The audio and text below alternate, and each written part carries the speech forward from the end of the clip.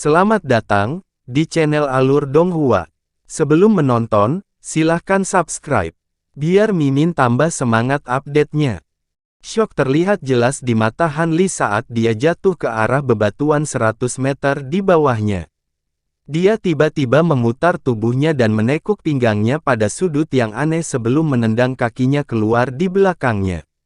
Hal ini menyebabkan dia menembak ke arah pohon besar di dekatnya sebelum terus berdiri di salah satu cabangnya. Kepala Hanli dipenuhi keringat dingin setelah hampir jatuh. Untungnya, langkah asap tidak memerlukan kekuatan spiritual apapun untuk digunakan. Kalau tidak, dia hanya akan menemui ajalnya dengan jatuh ke kematiannya.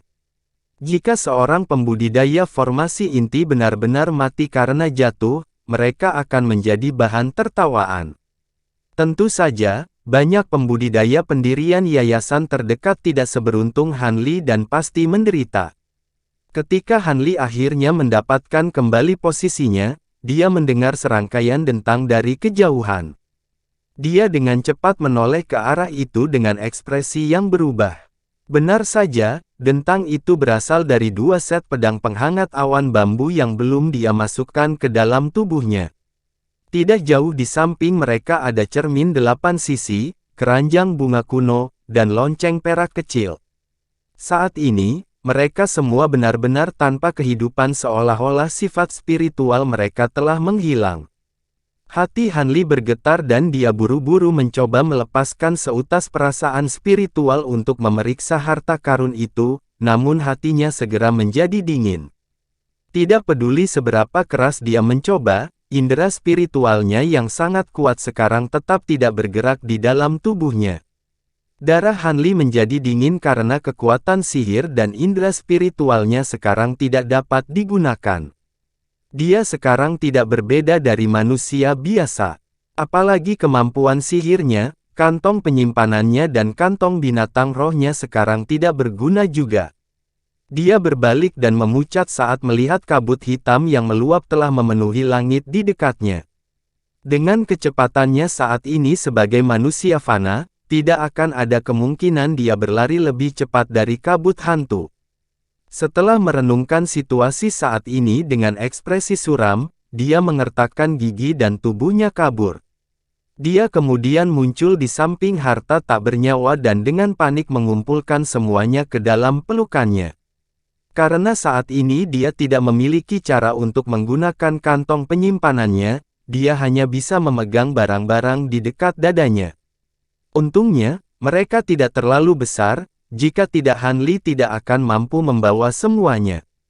Pada saat yang sama ketika Hanli mengumpulkan harta karun, kabut hitam tak berujung tiba-tiba turun ke pulau kecil itu. Hanli merasakan kekuatan menarik yang sangat besar datang ke arah kabut, dan bahkan sebelum dia menyadari apa yang terjadi, dia sudah tersedot ke dalam. Hanli diliputi oleh keterkejutan dan menggeser tubuhnya beberapa kali, berharap menggunakan langkah asap untuk melarikan diri, tetapi itu sama sekali tidak efektif. Sesaat kemudian, dia telah terserap ke dalam kabut hitam pekat dan menemukan dirinya di antara beberapa kilatan petir hitam yang langsung melilit tubuhnya. Dengan beberapa ledakan teredam, Hanli berkedip dengan cahaya hitam dan menghilang tanpa jejak ke dalam kabut. Hanli mendengar semburan suara aneh yang tak terhitung jumlahnya mengalir ke pikirannya saat seluruh dunia di sekitarnya kabur dan digantikan dengan kegelapan. Dia merasa tubuhnya tiba-tiba berhenti dan kemudian jatuh ke tanah dengan bunyi gedebuk. Tanahnya lembut dan tebal, membuatnya tanpa cedera sedikit pun, membebaskan Hanli dari kekhawatirannya. Dia mengambil kesempatan untuk melihat sekeliling dan hanya menemukan hamparan kegelapan, tetapi dia berhasil mencium aroma amis yang kuat. Hanli mengusap tubuhnya untuk merasa lengket dan basah dengan beberapa hal yang menusuk ke dalam tubuhnya. Setelah diperiksa lebih dekat, dia menemukan bahwa dia terbaring di atas tumpukan ikan dan udang hidup yang menggeliat. Hanli mengerutkan kening dan perlahan mencoba berdiri ketika kepalanya tiba-tiba pecah kesakitan. Pada saat yang sama, dia merasakan anggota tubuhnya menjadi lunak dan dia menjadi kewalahan dengan rasa pusing. Han Li mengutuk dalam hati. Tanpa kekuatan sihir apapun yang melindungi tubuhnya, dia menjadi sasaran akibat teleportasi penuh. Kemungkinan dia tidak akan bisa berdiri cukup lama.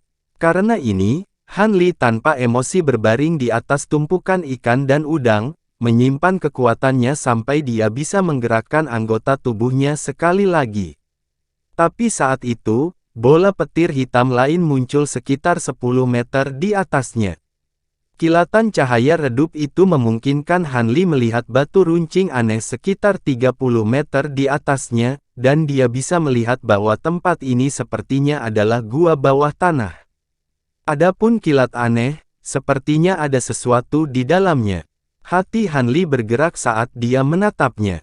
Setelah berkedip liar beberapa kali, itu menghilang dan menjatuhkan benda hitam pekat langsung ke Han Li. Han Li terkejut dan ingin menyingkir, tetapi tubuhnya tidak berdaya. Dia hanya bisa menonton saat benda itu jatuh ke dirinya. Tubuh seorang wanita lembut jatuh ke Han Li dengan gerutuan teredam. Sepertinya dia juga telah diteleportasi ke sana. Wanita itu jelas bingung, dan dia tidak hanya tidak menyadari bahwa Han Li ada di bawahnya, dia juga merangkak ke arahnya, meraih rambut Han Li. Han Li menyeringai dan menghela nafas kesakitan. Hah! Wanita itu sekarang menyadari bahwa ada orang lain di bawahnya, seorang pria yang tidak dikenalnya. Dia berteriak ketakutan dan buru-buru mencoba berdiri, tetapi tubuhnya bergoyang beberapa kali sebelum dia jatuh kembali dengan lemah. Dia akhirnya jatuh ke Han Li sekali lagi dengan bagian atas tubuhnya bertumpu pada perut Han Li. Dari penampilannya yang ketakutan, dia tampak agak muda. "Kamu siapa?" Wanita itu bertanya dengan suara gemetar. Jantungnya yang berat dan berdebar, bisa terdengar jelas dalam kegelapan yang sunyi. Suara wanita itu cukup menyenangkan, tetapi karena dia tidak mengenal wanita itu dan tidak dapat melihat dengan jelas penampilannya, Han Li dengan bercanda menjawab, "Hanya seorang pria." Huff. Jejak kebencian muncul di matanya saat dia menatap tajam ke arah Han Li. Tapi karena anggota tubuhnya kesakitan, dia hanya bisa mengangkat lehernya dan sedikit menoleh ke arah Han Li, karena tindakan ini sepertinya tidak membutuhkan banyak usaha. Namun, aroma menyenangkannya mencapai hidung Han Li, membangkitkan perasaan aneh dalam dirinya. Dengan tambahan tubuhnya yang lembut dan banyak menekannya, area tertentu secara tidak sadar terangsang. "Apa yang sedang kamu lakukan?" Wanita itu segera merasakan perubahan pada tubuh Han Li, dan dia dengan tajam memelototinya dengan ekspresi yang memalukan. Namun, Han Li melihat tindakan ini cukup menggemaskan. Han Li tertawa getir dan berkata, "Itu bukan sesuatu yang bisa aku kendalikan. Saya telah kehilangan kekuatan sihir dan indera spiritual saya. Sementara saya ingin mengendalikan tubuh saya dengan kultivasi saya dan menenangkan tuan kecil saya telah kembali menjadi manusia biasa. Saya tidak berdaya untuk melakukan apapun tentang reaksi itu."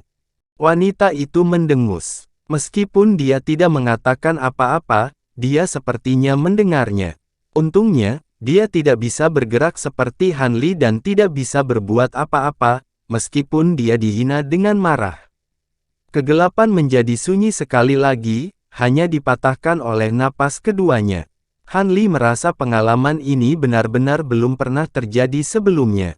Ada ikan dan udang yang tak terhitung jumlahnya melayang-layang di bawahnya, dan seorang wanita harum yang tidak dikenal berbaring di atasnya. Situasi ini tidak bisa digambarkan sebagai sesuatu yang tidak masuk akal. Wanita itu tiba-tiba memecah kesunyian dan bertanya, "Apakah Anda di antara sesama pembudidaya yang memasuki pulau itu?" Sepertinya mungkin, kan? Ketika Han Li mendengarnya, dia segera mengingat lusinan pembudidaya yang bergegas ke pulau kecil itu. Sepertinya wanita ini adalah salah satunya. Keraguan melintas di matanya dan dia mendengus sebelum bertanya dengan curiga, "Apa artinya itu?" Han Li tersenyum dan berpikir untuk mengabaikan pertanyaannya dengan jawaban yang samar ketika langkah kaki yang tidak teratur tiba-tiba terdengar saat beberapa obor segera muncul di kejauhan dan melayang di dekatnya. Tampaknya ada bayangan yang samar-samar terlihat di bawah cahaya obor yang berkelap-kelip. Hati Han Li bergetar. Tampaknya ada orang di sini dan mereka tampaknya bukan pembudidaya lain yang telah dimakan oleh kabut hantu. Sesaat kemudian, obor telah mendekat ke mereka. Mata Han Li menyipit dan dia bisa melihat dengan jelas siluet hitam di balik api. Mereka adalah 5 pria yang sangat besar yang masing-masing setidaknya satu kepala lebih tinggi dari Han Li, dan tampaknya berusia sekitar 40 tahun. Mereka mengenakan jubah hijau dan memegang senjata seperti pedang di tangan mereka dengan tas kulit besar di punggung mereka dan buru-buru bergerak maju dengan langkah besar. Ketika Han Li melihat mereka, hatinya terguncang oleh rasa takut. Saat dia menebak identitas orang-orang ini, sehelai rambut hitam menyapu wajahnya. Wanita itu telah menoleh untuk menatap mereka juga, dan sepertinya tidak nyaman karena gemetarannya. Han Li mengerutkan alisnya dan mulai menggerakkan jari-jarinya saat jejak kekuatan telah kembali. Tampaknya dia memulihkan kekuatannya agak cepat. Sesaat setelah Han Li menyadari bahwa dia mendapatkan kembali kendali atas tubuhnya, obor telah tumbuh lebih dekat ke mereka, memungkinkan dia untuk melihat dengan lebih jelas. Lingkungan di dekatnya telah cukup cerah untuk mengungkapkan tumpukan besar ikan dan udang di mana-mana. Han Li dan wanita itu kebetulan berada di salah satu tumpukan yang relatif lebih besar. Daerah yang lebih jauh dari mereka masih gelap gulita dan tidak bisa dilihat, tapi gua itu tampak sangat luas karena tidak ada dinding yang terlihat. Ketika orang-orang yang membawa obor berada sekitar 100 meter dari Han Li, mereka berhenti dan dengan cepat meletakkan tas mereka ke tanah. Kecuali satu orang yang berjaga dengan waspada, sisanya mulai memasukkan ikan dan udang dengan liar ke dalam tas mereka. Han Li terkejut melihat ini sementara wanita di atasnya tidak bisa menahan napas karena terkejut, tetapi para pria itu tidak mendengarnya karena betapa lembut suaranya. Han Li tanpa sadar mengalihkan pandangannya ke wanita itu dan menemukan dalam cahaya redup cahaya merah bahwa wanita itu memiliki wajah yang cantik. Wanita itu segera menyadari tatapan Han Li, dan tampak memerah. Dia berbalik, dan wajahnya sekali lagi tersembunyi dalam kegelapan. Namun, matanya yang malu-malu masih berkilau dalam kegelapan. Han Li tidak bisa tidak menganggap tindakannya lucu. Wanita ini agak aneh. Ketika mereka belum melihat penampilan satu sama lain, dan bahkan sedikit sulit diatur. Sekarang dia bisa melihatnya. Kekerasan awal telah menghilang dan dia segera menjadi pemalu. Pada saat itu, mereka mendengar teriakan alarm di kejauhan. Pria yang berjaga tiba-tiba berbalik dan berbisik dengan kasar, "Tidak bagus. Menyebar. Binatang api akan segera tiba." Tiba-tiba, orang-orang yang sedang mengumpulkan ikan segera melemparkan tas ke punggung mereka dan lari ke arah lain. Yang tertinggal hanyalah obor yang berkelap-kelip menerangi kegelapan. Pada saat itu, beberapa desisan bisa terdengar dari dalam kegelapan seolah-olah ada sesuatu yang menemukan pria itu. Beberapa pukulan cepat kemudian terdengar. Beberapa siluet merah api sepanjang 1 meter melompat dari kegelapan dan dengan cepat menghilang dengan kabur. Untuk sesaat, Han Li dapat dengan jelas melihat penampilan binatang api. Binatang buas itu memiliki penampilan yang menyeramkan dengan sisik merah dan mulut penuh taring tajam. Dalam sekejap mata, keheningan sekali lagi menutupi gua. Han Li menghela napas panjang lega karena tampaknya binatang aneh itu tidak menemukan mereka berdua, memberikan lapisan perak untuk situasi yang sebaliknya suram. Tidak lama setelah binatang buas itu menghilang, Han Li dengan lemah bisa mengepalkan kedua tangannya. Segera dia akhirnya memulihkan kendali atas tubuhnya dan bisa bergerak cukup baik untuk memegang wanita itu dan perlahan berdiri. Sambil dipeluknya, wanita itu berbisik dengan wajah memerah, "Le, lepaskan aku, saya akan segera pulih." Han Li melirik wanita itu dan dengan acuh berkata, "Jika kamu tidak keberatan menggeliat-geliat dengan ikan di tanah, aku akan melepaskanmu." Ketika wanita itu mendengar ini, dia menundukkan kepalanya dan melirik ikan yang menggeliat di tanah dengan sedikit keraguan. Pada akhirnya, dia memilih untuk tetap diam. Pada saat itu, Han Li melompat dari tumpukan ikan dengan wanita di pelukannya dan berjalan ke arah obor yang ditinggalkan. Meskipun dia tidak tahu di mana tempat yang ditinggali ini, itu akan merepotkan jika mereka tidak memiliki cahaya. Han Li berjongkok dan mengambil obor, dan memasang ekspresi termenung setelah melihat sekeliling. Sesaat kemudian, wanita yang memerah itu berbisik, "Tolong lepaskan aku. Aku bisa bergerak sekarang." Ketika Han Li mendengar ini, dia diam-diam mengendurkan lengannya dan wanita itu dengan anggun mendarat di kakinya. Setelah dengan cepat menepuk-nepuk pakaiannya, dia juga mengambil obor dan memeriksa sekeliling mereka. Setelah beberapa saat, Han Li tiba-tiba pergi ke arah dari mana sekelompok pria itu datang. Ketika wanita itu melihat ini, dia terkejut dan buru-buru bertanya, "Mau kemana kamu?" Han Li menjawab tanpa menoleh, "Aku tidak akan menunggu di sini sampai binatang buas itu kembali. Akan lebih baik untuk mencari tempat yang aman untuk saat ini." Ketika wanita itu mendengar ini, dia memasang ekspresi ketakutan dan dengan cepat mengikuti Han Li. Han Li tetap diam ketika mendengar ini dan melanjutkan perjalanannya. Setelah hanya berjalan beberapa langkah, Han Li berhenti dan menggunakan obor untuk menerangi tanah, memperlihatkan jejak kaki pria itu. Wanita itu lengah dan hampir menabrak Han Li. Dia dibiarkan sedikit bingung dan berbisik, "Ada apa?" Han Li tidak menjawabnya. Sebaliknya, dia berjongkok dan membawa segenggam pasir ke hidungnya. Dia mengungkapkan ekspresi aneh setelah mengendus. "Ada bau darah yang pekat. Ini bukan pertanda baik." Han Li tanpa ekspresi mengatakan ini sebelum melanjutkan mengikuti jejak para pria. Wanita itu terkejut dengan apa yang dia katakan dan dengan cepat mengikuti Han Li. Setelah beberapa waktu, mereka akhirnya melihat kilau cahaya biru di kejauhan. Han Li menyipitkan matanya saat melihatnya dan mempercepat langkahnya. Dia segera menemukan bahwa cahaya biru yang berkilauan menandai jalan keluar dari hamparan hitam ini. Meskipun lebarnya hanya sekitar 3 meter, itu lebih dari cukup untuk dilewati seseorang. Ketika keduanya melihat ini, mereka dengan cepat berjalan melewatinya dengan semangat yang bangkit. Pada saat mereka tiba di pembukaan, cahaya putih melintas di depan Han Li dan 8 pedang tanpa cacat dengan cepat muncul di lehernya. Sebuah suara serak dengan dingin berkata, "Siapa kamu? Di mana Ahu dan yang lainnya?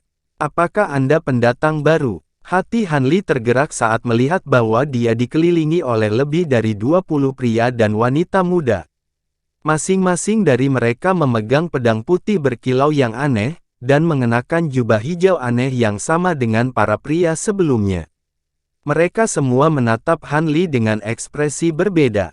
Adapun wanita cantik yang mengikutinya, dia telah dikelilingi juga dan tidak berani bergerak. Han Li menggosok hidungnya dan tersenyum kecut, "Saya membayangkan bahwa kami adalah apa yang Anda anggap sebagai pendatang baru. Apakah orang luar sering muncul di sini?" Ketika pria parubaya itu mendengar Han Li, ekspresinya santai tetapi suaranya masih tetap dingin, "Aku akan menebaknya jika kamu tidak mengatakan apa-apa karena pakaian anehmu adalah sesuatu yang hanya akan dikenakan oleh orang luar. Namun, cukup beruntung bagi Anda untuk bertemu dengan kami. Lagi pula, mayoritas orang luar menemui ajal mereka di perut binatang umbra tanpa pernah menyadari apa yang terjadi." Dia kemudian melambaikan tangannya dan para pemuda menarik pedang mereka. Han Li menggosok lehernya dan melirik senjata dengan sedikit keheranan. Ketika bilah-bilah itu menyentuh lehernya, dia merasakan sensasi terbakar yang menakjubkan seolah-olah semuanya terbuat dari besi panas yang membakar. Itu adalah pengalaman yang benar-benar aneh. Han Li kemudian menyapu pandangannya ke sekeliling dan menemukan bahwa mereka berada di depan sebuah gunung batu kecil. Tampaknya mereka baru saja meninggalkan jantung gunung batu. Ketika dia melihat ke kejauhan, ada gurun kuning yang tak berujung. Dia kemudian mengangkat kepalanya ke langit dan merasakan kejutan yang lebih besar. Dia melihat awan hitam pekat menutupi langit.